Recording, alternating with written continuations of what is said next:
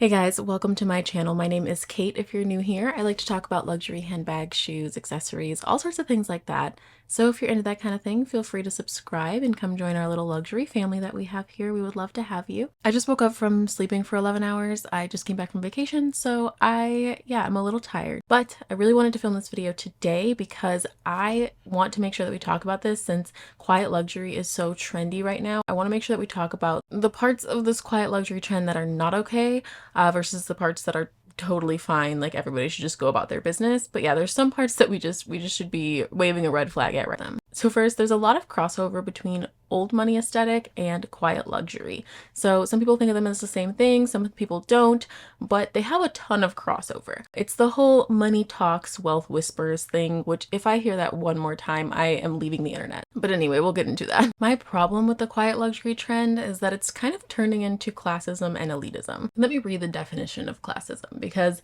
I was like, I want to make sure that I'm getting this right, classism and elitism both. Classism is a prejudice or in favor of people belonging into a particular social class. And then for elitism, the best definition that I found that related most to what we're talking about today is from Cambridge Dictionary, the belief that some things are only for a few people who have special qualities or abilities. So the way that this relates to quiet luxury is that in recent years, a lot more people had the ability and the disposable income to purchase luxury items, specifically the luxury items that had logos on them, like Louis Vuitton canvas, think of like Gucci's canvas, think of just any type of logo items that you tend to see pretty often.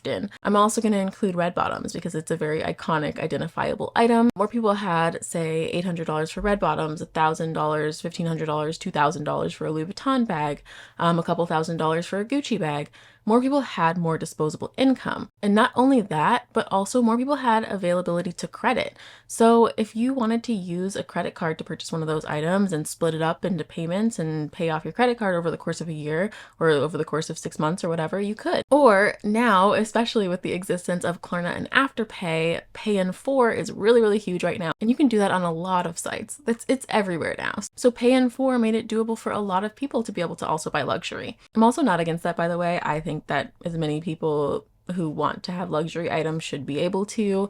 I know that it's not in the budget for everyone, but it is good to see more people buying luxury items that they've always wanted. Because I know that there are some items as a kid that I always wanted, and being able to purchase them when I got older was really special and important to me. So I think that everybody should be able to experience that if they want to. Now back to the whole elitism thing. So basically, people were able to afford luxury, and now the luxury houses are like, oh, well, we need to be more exclusive. So they start raising their prices. They do these price increases. They've always done price increases, but I know that we saw a ton of them, especially from brands like Chanel, over the last few years. And this made it less affordable for people. Now, people were still able to afford it, but they were also able to afford pre-loved items. And the existence of the pre-loved market helped a lot of people still be able to purchase those items and to have those items. Also, the fakes are getting scary good now. It used to be really obvious if someone was carrying a fake bag, and now people are literally worried about carrying a real bag that other people think is fake. These fakes are so good, you guys. I talked about this in one of my recent videos where I discussed fake bags versus real bags. Are the real bags actually better? I would suggest going to watch that video if you haven't already. But one thing that I mentioned is that Fashion File has been doing these like educational videos showing fakes versus, or showing super fakes rather, versus regular real bags. And some of these are just so crazy. So now with more people having these super fakes, with more people purchasing luxury items pre-loved or being able to buy luxury items in the store, there are people out here who feel like, well, how am I supposed to feel better than everyone else now? I bought luxury bags because I wanted to feel better than everybody else. How am I supposed to do that now? I need to change. I need to pivot directions because now they're wearing the things that I thought were elite and special. So now those people thought of the most elite group that they could try to dress up like, and they chose people with old money. So you're like, okay, now I know how I'm going to make myself feel like I'm better than everyone else. I'm going to dress like old money, and I'm going to treat old money like it's superior. Now, dressing like old money is not a new thing whatsoever, but right now it is just like exploding with popularity along with this quiet luxury thing. So there is one specific TikTok that pushed me over the edge with this one. I was already kind of fed up with it, and I talked about it a little bit in my video about the rise of quiet luxury and the downfall of these like expensive logo designer brands. But there's one that pushed me over the edge last week, and I had to talk about this more in depth, specifically about this relating to classism and elitism. And that is a TikTok from Stella Williams. Now, I've followed Stella for years. I really liked a lot of her content. This one just didn't sit right with me at all. I'm gonna put it on the screen. There's just music in the background, so it wasn't like you're missing any audio or anything like that. So it says what I flaunted before I started dating old money and what I whisper now. Like I said, it's the whole money talks, wealth whispers type of thing. I did screenshot the caption. I thought I didn't, but here it is. So it says, the caption of the video says, shout out to Pravesh for saving me some embarrassment in 2020. Praying you're well and happy. So happy to see quiet luxuries trending on TikTok. It's actually called Subtle Affluence, and I can't wait to teach you all about it. By the way, Stella Williams is a pretty big creator. So she's got a ton of followers on TikTok, a ton of followers on YouTube. So this TikTok probably reached a ton of people, and it's since been deleted, which I'm hoping means that based on the comments, maybe she realized that this was not something that was in a good taste to put out. Maybe she thought about it more and decided to take it down. And that's what I'm hoping happened, is just the realization of, okay, maybe that wasn't the best thing to post. So I saw this like the first day that it was posted, and I screenshot some of the comments that I found interesting, but I will say that I screenshotted the ones that were more against the post rather than with the post, and there were a lot of comments supporting what she was saying. So I just want to be totally fair with that.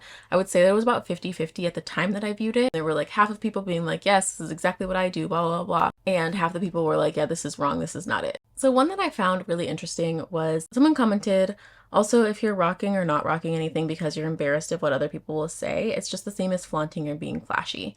And Stella replied to this comment saying, I'm embarrassed at the time in my life where I thought luxury defined my worth, that I had to show through my material items that I had money now. Now I enjoy sustainable, nicer items that aren't showy.